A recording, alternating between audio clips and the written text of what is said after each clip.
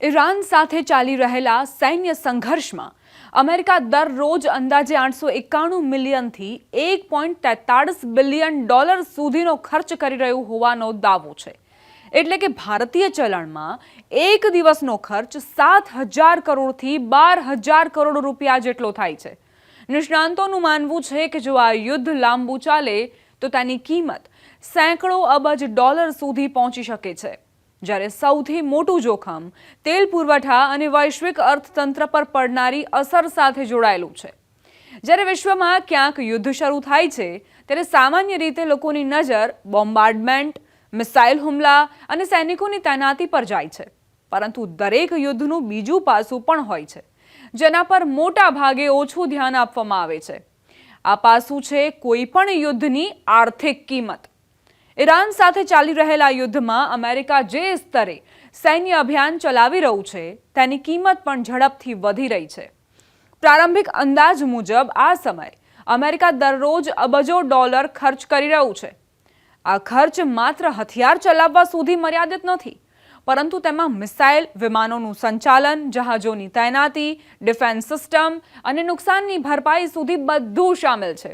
Washington સ્થિત think tank centre for strategic and international studies એટલે કે CSISના વિશ્લેષણ મુજબ અમેરિકા આ સંઘર્ષમાં દરરોજ અંદાજે 891.4 મિલિયન ડોલર ખર્ચ કરી રહ્યું છે।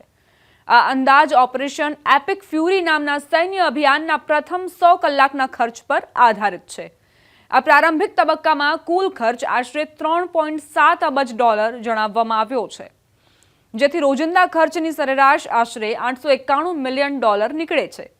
જો કે અન્ય કેટલાક વિશ્લેષકો અને મીડિયા રિપોર્ટ્સ મુજબ વાસ્તવિક ખર્ચ આનાથી પણ વધુ હોઈ શકે છે અને તે 1 અબજ ડોલરથી વધીને 1.43 અરબ ડોલર પ્રતિદિન સુધી પહોંચી શકે છે। આ યુદ્ધમાં સૌથી વધુ પૈસા હથિયારો અને મિસાઇલો પર ખર્ચ થઈ રહ્યા છે। પ્રારંભિક આંકડા મુજબ આશરે 3.1 અરબ ડોલર માત્ર વપરાયેલા હથિયારોને ફરી ભરવા એટલે કે મ્યુનિશન રિપ્લેસમેન્ટ પર ખર્ચ થયા છે। તે ઉપરાંત સૈન્ય ઓપરેશન ચલાવવા પર પણ ભારે ખર્ચ આવે છે। તેમાં યુદ્ધપોત, લડાકુ વિમાન, સૈન્ય ઠેકાણા અને સૈનિકોની તૈનાતી સમાવિષ્ટ છે। પ્રારંભિક તબક્કામાં ઓપરેશન સાથે જોડાયેલો પ્રત્યક્ષ ખર્ચ આશરે 196 મિલિયન ડોલર જણાવવામાં આવ્યો છે। તેમજ યુદ્ધ દરમિયાન થયેલા નુકસાન અને સૈન્ય માળખાની મરામત પર આશરે 350 મિલિયન ડોલરનો ખર્ચ અંદાજવામાં આવ્યો છે। પેન્ટાગોન અધિકારીઓ મુજબ સંઘર્ષના પ્રથમ અઠવાડિયામાં જ કુલ ખર્ચ આશરે 6 અબજ ડોલર સુધી પહોંચી ગયો હતો, જેમાંથી આશરે 4 અબજ ડોલર માત્ર મિસાઇલ અને ઉચ્ચ સ્તરની ઇન્ટરસેપ્ટર સિસ્ટમ પર ખર્ચ થયા હતા, એટલે કે ઈરાની ડ્રોન મિસાઇલને તોડી પાડવા માટે ખર્ચ થયા છે। યુદ્ધ દરમિયાન અમેરિકાએ પોતાના એરક્રાફ્ટ કેરિયર અને નૌકાદળના કાફલાને પણ વિસ્તારમાં તૈનાત કર્યા છે। અંદાજ મુજબ 2 એરક્રાફ્ટ કેરિયરના સંચાલન પર જ રોજ આશરે 13 મિલિયન ડોલરનો ખર્ચ આવે છે। તે ઉપરાંત હવાઈ હુમલા, મિસાઇલ રક્ષા પ્રણાલી અને સૈનિકોની હિલચાલ જેવા અનેક અન્ય સૈન્ય ઓપરેશન્સ પણ સતત ચાલી રહ્યા છે, જેથી કુલ ખર્ચ પણ વધુ વધે છે। નિષ્ણાંતોનું કહેવું છે કે હજુ આ યુદ્ધ પ્રારંભિક તબક્કામાં છે, તેથી ખર્ચનું સ્તર પણ ખૂબ ઊંચું દેખાઈ રહ્યું છે, પરંતુ જો યુદ્ધ લાંબા સમય સુધી ચાલે તો તેની કુલ કિંમત ઝડપથી વધી શકે છે। અંદાજ મુજબ જો આ યુદ્ધ 1 મહિના સુધી ચાલુ રહે તો ખર્ચ 6 થી 15 અબજ ડોલર સુધી પહોંચી શકે છે। 3 મહિનામાં તે 20 થી 45 અબજ ડોલર સુધી વધી શકે છે।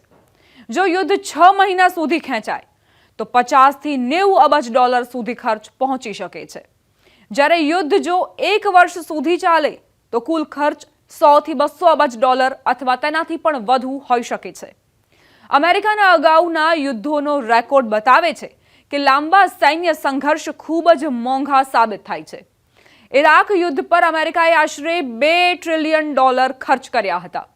તે જ રીતે અફઘાનિસ્તાન યુદ્ધની કિંમત આશરે 2.3 ટ્રિલિયન ડોલર સુધી પહોંચી ગઈ હતી।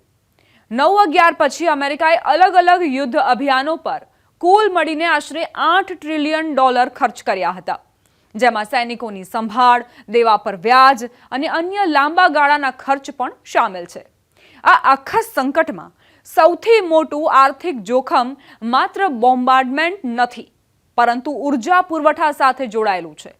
મધ્ય પૂર્વનો એક મહત્વપૂર્ણ સમુદ્રી માર્ગ હોર્મુઝ સ્ટ્રેટ વિશ્વના આશરે 20% તેલ પુરવઠાને નિયંત્રિત કરે છે. જો અહીં લાંબા સમય સુધી અવરોધ આવે તો વૈશ્વિક ઉર્જા બજાર પર મોટી અસર પડી શકે છે. નિષ્ણાંતોનો અંદાજ છે કે જો તેલની કિંમતો $120 થી $150 પ્રતિ બેરલ સુધી વધી જાય તો અમેરિકામાં મોંઘવારી 1 થી 2% સુધી વધી શકે છે. તેલની કિંમતોમાં ઝડપી વધારાથી માત્ર ઇંધણ જ મોંઘું નહીં થાય, તેનાથી પરિવહન ખર્ચ વધશે, ઉદ્યોગો પર દબાણ આવશે અને વૈશ્વિક બજારોમાં અસ્થિરતા પણ આવી શકે છે. સાથે જ અમેરિકી સેનાનો ઇંધણ ખર્ચ પણ વધશે, જેથી યુદ્ધની કુલ કિંમત વધુ વધી શકે છે. નિષ્ણાંતોનો અંદાજ છે કે આવી પરિસ્થિતિમાં વૈશ્વિક અર્થતંત્રને $100 અબજ વધુનો ઝટકો લાગી શકે છે. જો કે હાલના સમયમાં અમેરિકાની અર્થવ્યવસ્થા એટલી મજબૂત માનવામાં આવે છે કે તે આ સંઘર્ષનો પ્રારંભિક ખર્ચ સંભાળી શકે છે. પરંતુ જો યુદ્ધ લાંબુ ખેંચાય અને સાથે તેલ સંકટ પણ ઘેરાય તો તેનો આર્થિક બોજ ખૂબ ભારે પડી શકે છે.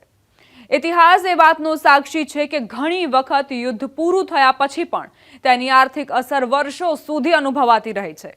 હાલ તો બધા એ જ કામના કરી રહ્યા છે કે આ યુદ્ધ ઝડપથી ખતમ થાય.